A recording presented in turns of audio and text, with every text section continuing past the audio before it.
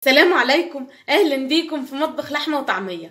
احنا النهارده هنلون البيض بشكل جميل جدا. كمان هنعمله كمان حاجات كلها من البيت، كمان حاجات كلها موجوده، مش هتحتاج تشتري اي حاجه من بره. جميله جدا، اشكالهم جميله جدا اهو، كلهم كل واحد له شكل جمالي احسن من التاني، جميل جدا. وكمان خليت الاولاد هم اللي يشاركوني، انا عاملاه انا والاولاد. يلا بينا بقى نشوف عملنا ايه مع بعض.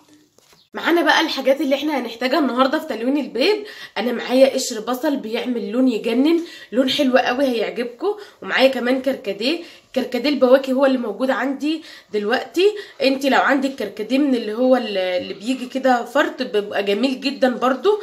وعندي هنا بنجرايه، وعندي دم غزال، ومعايا كركم، ومعايا شاي.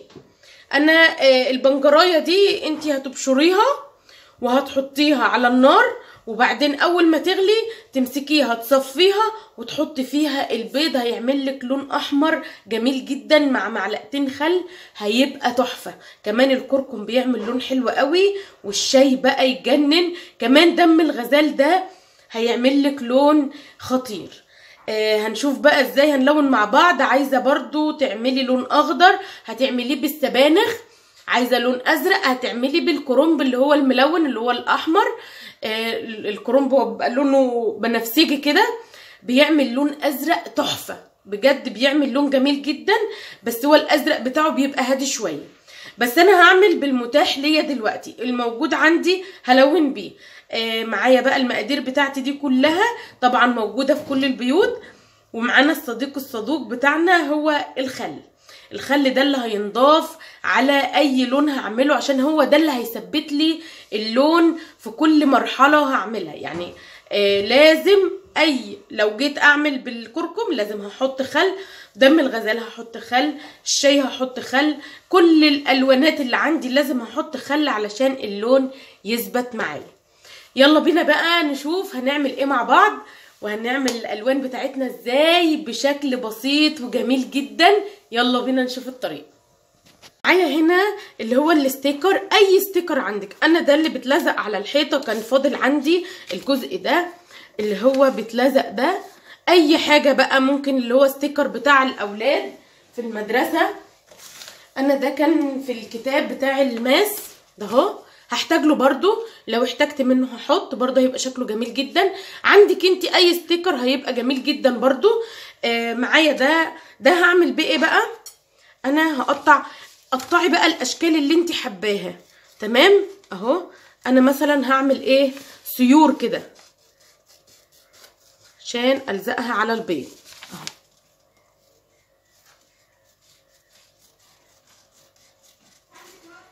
اهو بالشكل ده كده.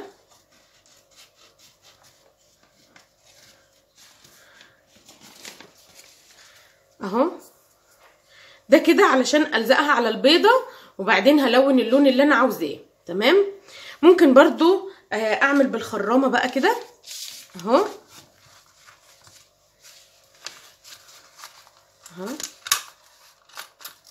هتعمل برضو دواير، عندك انت دواير بقى تمام، مفيش مشكله خالص. المتاح عندي بيضه اهي. تمام. برضو هوريكم الاشكال هنلزقها ازاي. ممكن مثلا هنستخدم اول حاجه اللي هي الستيكر، هنعمله كده مثلا اهو، بس نحاول ان احنا نلزقها كويس جدا علشان لما نيجي نعمل نحطها بقى في الميه ما يدخلش لون جوه، عشان انا عاوزه مثلا ده يبقى ساده واللي جوه ابيض، اللي بره ملون اهو. مثلا نظميها بقى انت زي ما انت حابه اهو.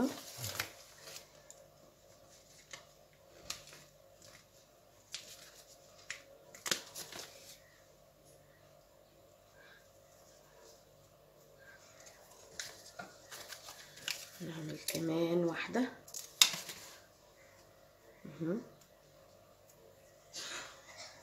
كده بالشكل ده اهو. لما بقى نلونها ونشيل النجوم دي هيبان شكلها، على فكره هتبقى جميله جدا اهو. نعمل برضو واحدة كمان.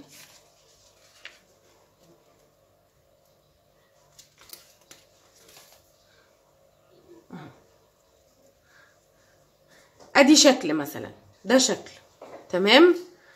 هنعمل برضو شكل تاني. هجيب البيضة اهي، وهجيب الستيكر اللي انا قطعته ده، الشريط الطويل ده.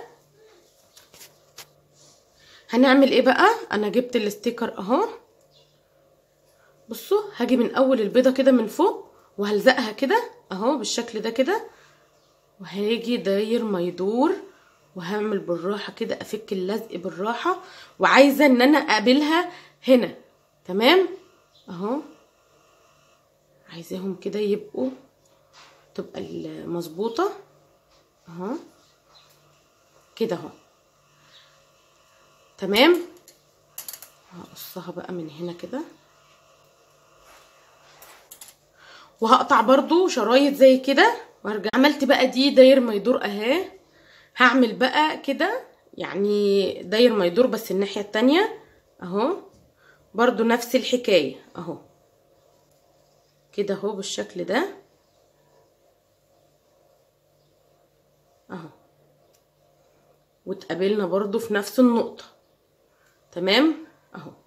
وهقص برضو كده. ما تزهقيش من التلوين، بس لازم تلزقيها كده كويس جدا اهو. لازم تكوني لازقاها كويس جدا، يعني علشان خاطر ما يبقاش فيه ميه ينزل لون تحتها، عشان انا عاوزه اللون اللي تحت يبقى ابيض. وبعدين هعمل برضو بين كل واحده وواحده كده برضو نفس الحكايه، على حسب بقى الشكل اللي انت حباه اهو اهو. كمل برضو كده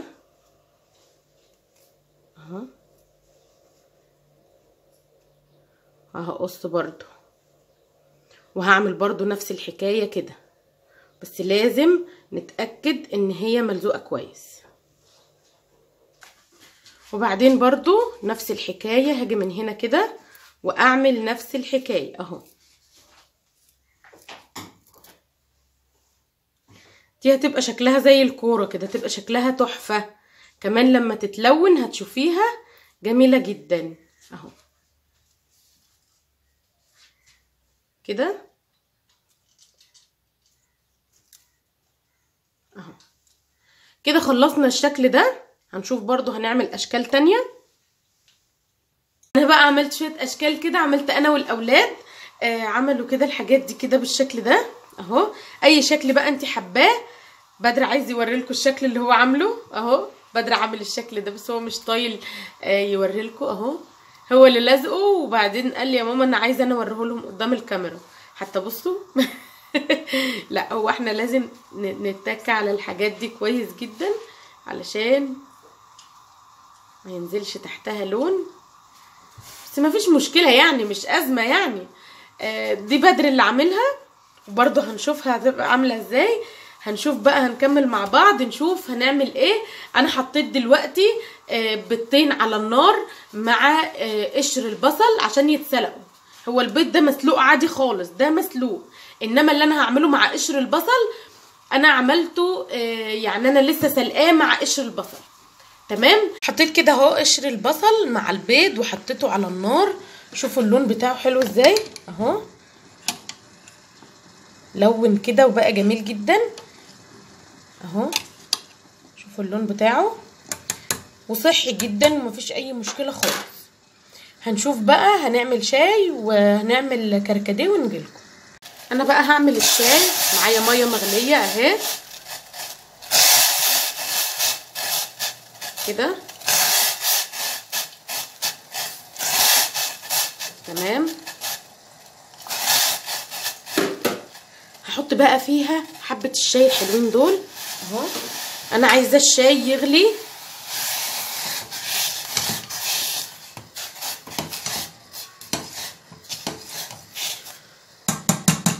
اول ما يغلي بقى خلاص هحط فيه على طول البيض. يعني عايزاه يلون معاكي قوي بقى، انتي هتحطي البيض على النار كده نص دقيقه بس، يعني يا دوبك تلاقيه بيغلي كده وبعدين تطفيه. بس هنشيله احنا من على النار، انا مش عايزاه لونه غامق قوي، فهحط بقى فيه معلقتين الخل ونحط فيه البيض. تمام اهو.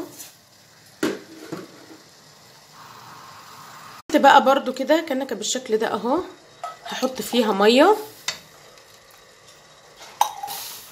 اهو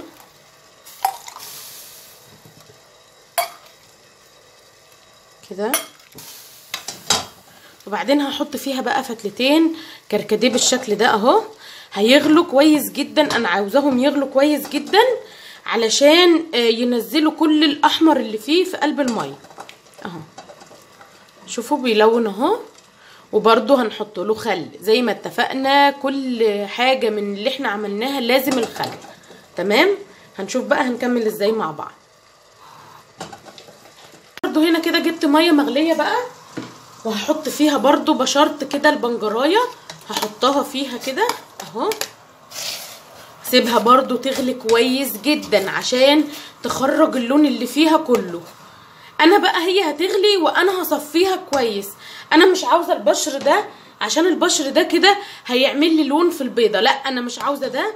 انا هصفيها، يعني هي هتغلي كويس وبعدين هصفيها. شوفوا لونها اهي، لونها جميل جدا. فرحي اولادك وابسطيهم وخليهم يساعدوكي، بس مش في الحاجه اللي تخص النار خالص. يعني خليهم يلزقوا معاكي الستيكر، خليهم يلزقوا معاكي الحاجات دي، بتبقى جميله جدا والعيال بتتبسط قوي. اهو هننزلها بقى من على النار. خلاص احنا كده جهزنا حاجتنا اللي هتتحط على النار. وبعدين بقى لا الكركم انا هغلي له شويه ميه عاديين خالص، مفيش مشكله. تمام. هنشوف بقى نكمل ازاي مع بعض. هحط خل بقى في كل واحده من دول، في كل بوله معلقتين كده، معلقتين اهو. هو ده اللي هيثبت لي اللون. تمام اهو. ممكن بقى هنا احط هنا مثلا، احط بقى البيض اهو. نغير بقى، نشكل زي ما انت عايزه بقى، اللي انت حباه تحطيه، الالوان اللي انت عايزاها بالشكل اللي انت عاوزاه اهو.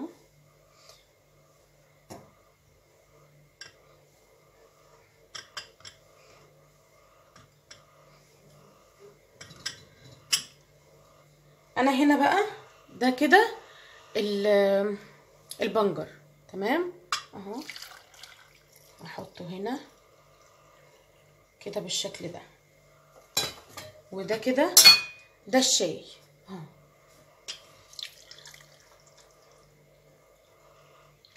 حابه انت بقى ان انت تخلي لونه غامق قوي، ممكن تغليه غلوه واحده بس على النار اهو. ده كده الكركديه. تمام. وهنا هحط الكركم اهو اهو. هحط له برده الميه المغليه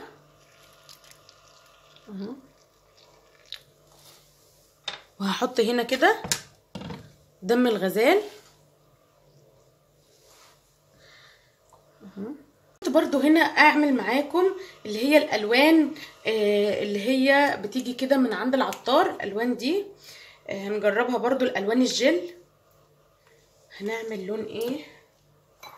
هنعمل اللون الاخضر اهو، على حسب بقى اللون، الدرجه اللي انت عاوزاها اهو. نحط عليها برضو ميه مغليه كده، تغمقي وتفتحي بقى على قد ما انت عايزه. احط برضو دول كده. برضو هزودها شويه ميه مغليين علشان عايزه البيض يتغطى. هزود برضو الميه المغليه. عايزه اوريكم بقى ازاي لون اهو. ده اللي هو الشاي. بصوا الخطوه بقى دي مهمه جدا، ان ما ينفعش تطلعيه تنشفيه، لان لو تخرجتيه ونشفتيه اللون هيروح منك. فاهماني؟ اهو هحطه كده على مناديل بس مش هلمسه، يعني انا هسيبه ينشف براحته خالص. تمام. هسيبه ينشف خالص براحته من غير ما اجي جنبه خالص. هطلع هحاول ان انا ما اخليش لون يجي على التاني. برضو اهو ده البنجر اهو، برضو نجاحه ان انا ملمسوش، لان انا لو انا مثلا جيت نشفته بالمنديل اللون هيروح منه. لا هسيبه شويه يثبت اهو. بصوا ده كده اهو الشاي اهو، انا سايباه براحته خالص، مش هاجي جنبه خالص لحد ما ينشف. وده البنجر برضو مش هاجي جنبه لحد ما ينشف اهو، وكل حاجه تبقى في جنب لوحدها اهو. تمام.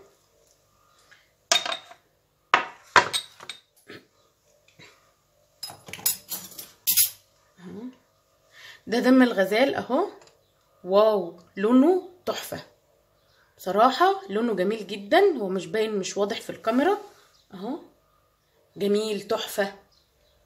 على فكره انا هعمل برضو تاني دم غزال، يعني شكله حلو قوي عجبني صراحه. ده اللي هو الكركديه اهو. يا خساره مريم كانت عامله ايموجي بس باظ، معلش بقى، معلش يا مريم. هخرج بقى كل حاجه في جنب لوحدها. برضو هوريكم اللون الاخضر اهو. انا بحب الطبيعي احسن، بس صراحه عشان ما فيش عندي سبانخ فعملت كده، مفيش مشكله بقى اهو. نحاول برضو ما نقربهمش من بعض. جميل جدا، الواناتها جميله. ودلوقتي بقى لما نشيل اللزقه كمان الستيكر ده هيبقى شكلهم تحفه اهو. نحاول ما نحطش يعني مش المعلقه واحده اللي نستخدمها. وده اللون الكركم اهو، برضو جميل جدا اهو. خرجهم بقى وارجع لكم. برضو هنا لون موف من اللي هي الالوان الجل اهو، خرجها بقى. ده اللون الموف برضو زي ما اتفقنا. انا هخرجها كده على منديل، مش هاجي جنبها خالص، يعني مش هنشفها عشان اللون يثبت. ميه سخنه، ميه مغليه وعليها معلقتين خل، ونحط عليها اللون ونحطه ايه كده اهو. برضو معلقه تانيه عملت برضو اللون ده كده اهو. مش عارفه انا حطيت لونين على بعض طلعوا ده اهو كده. كل حاجه في جنب اهو. يبقى احنا كده عملنا ده اهو، الاشكال اللي احنا شايفينها دي كل حاجه في جنب لوحدها. ما ينفعش ان انا احطهم كلهم لازقين في بعض عشان مفيش الالوان، هما لسه طريين مبلولين، ما ينفعش ان هما هيغيروا لون بعض. تمام. هنظبط الدنيا كده وارجع لكم تاني. خلاص كده هو نشف اهوت خلاص تمام. بس انا مش عايزه فيه ميه خالص. ده كده اللي اتعمل بالبصل، اللي انا غليته مع البصل واتسلق كويس جدا بالشكل ده. وبعدين بقى هنبدا نشيل الستيكر اللي عليه. يعني انا لازم اتاكد الاول ان هو نشف خالص عشان اللون بتاعه ما يروحش. تمام اهو. هنشيل الستيكر كله اهو.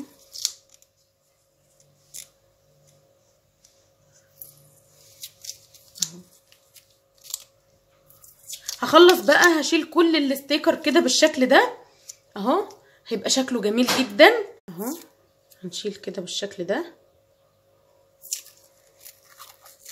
هيبقى شكلها تحفة.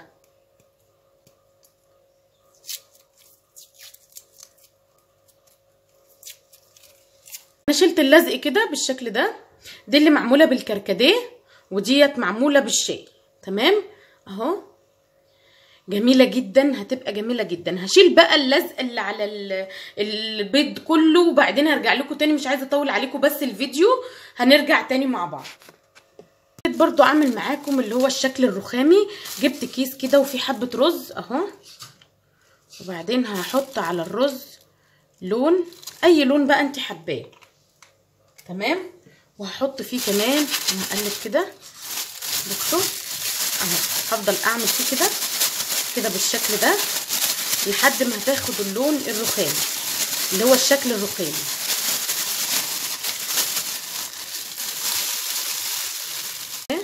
اخدت معانا الشكل الرخامي اهي بالشكل ده زي ما انتم شايفين اهي. وكده بقى حلقتنا تكون خلصت.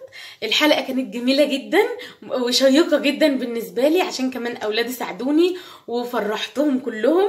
حاجه هتبسط الاولاد، وكمان كل الخامات موجوده عندك في البيت. عندك الشاي، عندك الكركم، عندك دم الغزال، عندك الكركديه، عندك كمان البنجر، ولو عندك سبانخ برضو.